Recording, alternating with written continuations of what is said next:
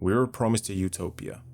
Every technological advancement of the last 20 years, from high-speed broadband to real-time collaboration, and now generative AI, was sold to us with the same lie.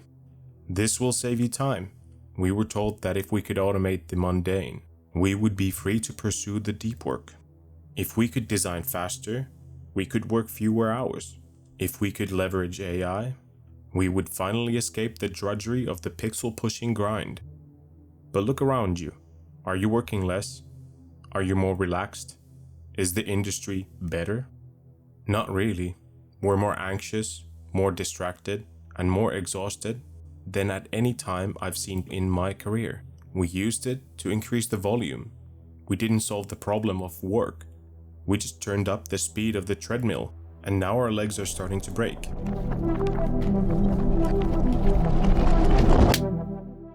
Welcome to Design Unhinged. I'm Patt. Today we're talking about the great exhaustion. We're looking at why the very tools meant to set us free are actually turning the design industry into a psychological burnout factory. First, we need to look at evolutionary biology, where there is a concept called Red Queen's hypothesis. The notion is taken from Alice in Wonderland, where the Red Queen tells Alice it takes all the running you can do to keep in the same place. This is a perfect metaphor for the modern digital industry. Think about the transition from static design tools to real-time collaboration. It was supposed to make us more efficient. But what actually happened? It eliminated the buffer zone. It created a world where a stakeholder can watch you move a pixel in real time. It turned deep work into a performative sport. Now enter AI. The promise is 10x productivity. But here's the forensic reality of economics. Something called Jevons paradox. This paradox states that as technology makes a source more efficient to use, the rate of consumption of that resource actually rises rather than falls. In the 1800s, when coal engines became more efficient, people didn't use less coal. They built 10 times as many engines and consumed more. The same thing is happening to your work hours. If it used to take you 10 hours to design a landing page, and now an AI solution helps you to do it in 2, your boss doesn't give you that 8 hours off. They give you 5 more features. The saved time is never returned to the human. It is immediately reinvested back into the machine. This is the productivity paradox. Advancement hasn't reduced our workload. It has simply raised the baseline expectation. We are running 10 times faster just to maintain our current salary. We are in a race where the finish line moves further away every time we accelerate. We need to talk about a specific clinical term, technostress. It's not just feeling tired. It's a literal physiological response to the way we interact with our tools. There's 3 pillars to this, and they're currently hollowing out our industry. The first is techno-invasion. Our tools are always on, so we're never off. The boundary between your living room and your office was vaporized by the smartphone. We're now in a state of continuous partial attention. Your brain is never fully resting because it is subconsciously monitoring for the next Slack ping, the next digital intrusion. This creates a chronic elevation of cortisol. Your body thinks it's being hunted by a predator, but instead of a tiger, it's a Jira ticket. Then we come to the second pillar, techno overload. This is the information fire hose. We're forced to process more data, more feedback, and more automated insights than the human brain evolved to handle. We are experiencing cognitive over-leverage.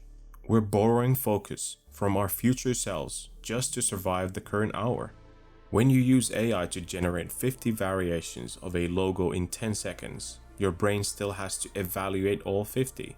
The output was easy. The decision fatigue is devastating. And then there's the final pillar, techno-uncertainty. This is the big one right now. It's the skill half-life. In the past, you learned a craft. That knowledge lasted 20 years. Now the tools change every 6 months. AI models update every 6 weeks. The constant pressure to unlearn and relearn creates a permanent state of intellectual insecurity. You aren't just working. You're constantly auditioning for your own job. This uncertainty kills the psychological safety that's required for true innovation. So let's talk about the actual data. Is AI making us more productive? There's been some early studies, like those from MIT and Stanford. They showed a productivity spike in specific narrowed tasks. Writing code, drafting emails, summarizing text. On paper, the output went up. But output is not value. If I produce 1,000 AI-generated icons in an hour, but 2 are not generic garbage that doesn't fit the brand, my productivity might look high on a spreadsheet, but my utility has actually dropped. There's a growing body of evidence showing a quality cliff. As we rely more on automated efficiency, the nuance, the edge cases, and the human soul of the work begin to erode. We're seeing a homogenization of design. Not to mention the maintenance debt. For every hour an AI saves you in generation, you spend 2 hours in review and corrections. We've moved from being creators to being janitors of a machine-generated mess.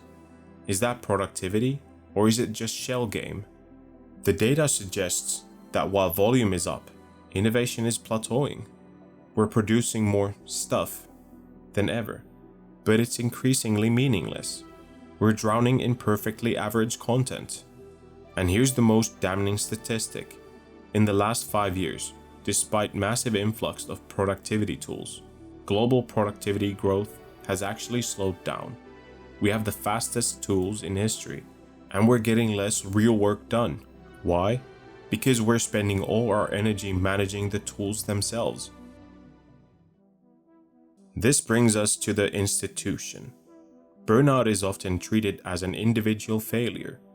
We tell people to take a mental health day and try a meditation app. We put the burden of self-care on the person who is being crushed by the system. It feels like gaslighting. Burnout is not a personal problem. It's an institutional design failure.